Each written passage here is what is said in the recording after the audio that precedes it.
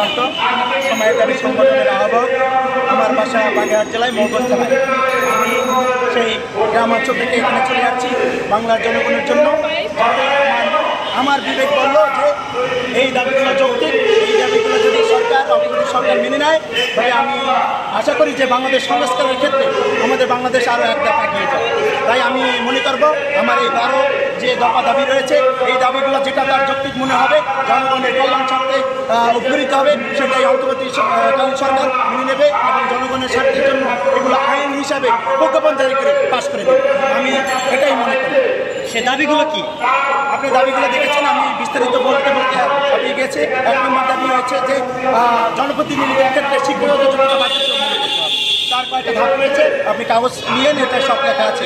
এবং 2 নম্বরে রয়েছে বাংলাদেশ প্রধানমন্ত্রীর পদে কোনো সংসদ সদস্য 2 বারের বেশি শপথ গ্রহণ করতে পারবে না। এবং 3 নম্বর রয়েছে বৈষম্য ছাত্র জনতার সকল শহীদ ব্যক্তিকে বীরের মর্যাদা এবং সকল আহত অঙ্গহানী ব্যক্তিকে 24-এর ছাত্রযোদ্ধা উপাধি হিসাবে দিতে হবে এবং তাদের পরিবারের একজনকে সরকারি চাকরি নিশ্চয়তা করতে হবে এবং মাসিক সম্মানী ভাতা প্রদান করতে হবে ও তাদের বিচার দ্রুততম আইনে সম্পন্ন করতে হবে। 4 নম্বর দাবি ভুয়া মুক্তিযোদ্ধা চিহ্নিত করে তাদের বিচার করতে হবে। ভুয়া মুক্তিযোদ্ধা কোটা ব্যবহার করে যারা সরকারি চাকরি সুবিধা ভোগ করছে তাদের চাকরি বাতিল করতে হবে এবং ভুয়া মুক্তিযোদ্ধা চিহ্নিত করে করার দায়িত্ব ছাত্র প্রতিনিধি দল গঠন করে তাদের হাতে অর্পণ করতে হবে। 5 নম্বর দাবি শান্তিতে নোবেল বিজয়ী আমাদের অহংকার তার ইউনুসের নামে যারা ভুয়া সাজানো মিথ্যা মামলা দিয়েছে সেই মামলা চিহ্নিত করে তাদেরকে আইনের আওতায় এনে তাদের বিচার করতে হবে, যেহেতু তিনি একজন সম্মানী ব্যক্তি। 6 নম্বর রয়েছে সরকারি চাকরির ক্ষেত্রে নিয়োগের ক্ষেত্রে কোনো বয়সসীমা থাকবে না। যেহেতু এখন রয়েছে 30, কোনো বয়সসীমা থাকবে না, কিন্তু অবসরের একটা বয়স থাকবে, যেটা ইতিমধ্যে সিদ্ধান্ত হয়েছে যে 59 বছর, ঠিক আছে, সেটাই থাকবে। এবং 7 নম্বর দাবি হচ্ছে জানিয়ে যাদের বিচার করা হয়েছে তাদের বিষয়ে পুনঃ তদন্ত করে ষড়যন্ত্রকারী ও ব্যক্তি বের করতে এবং এখন প্রকৃত রাজাকারদের খুঁজে বের করে তাদের বিচার কার্য সম্পন্ন করতে হবে। দেখবেন আপনারা বিগত দিনে ভুয়া রাজাকার বানিয়ে তাদের বিচার করা হয়েছে, তাদের সম্মান ফিরিয়ে দিতে হবে যদি তারা রাজাকার না হয়। এবং 8 নম্বর দাবি হচ্ছে পিলখানা সেনা কর্মকর্তা হত্যা, শাপলা চত্বরে গণহত্যা, জিয়র রহমানকে হত্যা, দিলার হোসেন সাইদের মৃত্যু স্বাভাবিক না অস্বাভাবিক তা তদন্ত করে সকল হত্যার সঠিক বিচার কার্য সম্পাদন করতে হবে।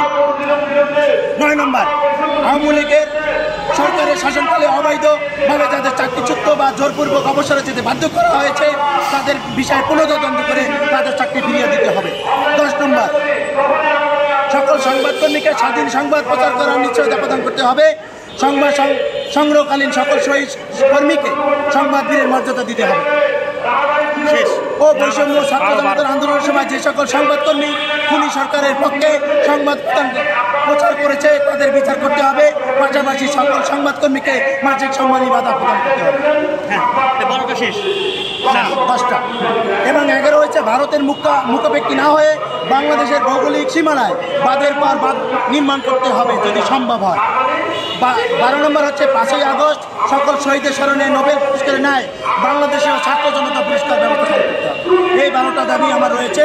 আমি মনে করি এই 12টা দাবি আমার যৌক্তিক এবং অন্তর্বর্তীকালীন সরকার এই 12টা দাবি জনগণের স্বার্থে মেনে নিলে কি হবে? মেনে নিলে বাংলাদেশ যে স্বাধীন হয়েছে তার পূর্ণতা লাভ পাবে, বাংলাদেশ একটা সংস্কারের দিকে এক ধাপ এগিয়ে যাবে এবং সংস্কার হলে আমরা জনগণ উপকৃত হবে। প্রত্যেকটা রাষ্ট্রীয় যে অফিস আদালত আছে সেগুলো সংস্কার মুক্ত হবে, পাবলিক তার সুবিধা ভোগ করবে। 1 মিনিট। হ্যাঁ।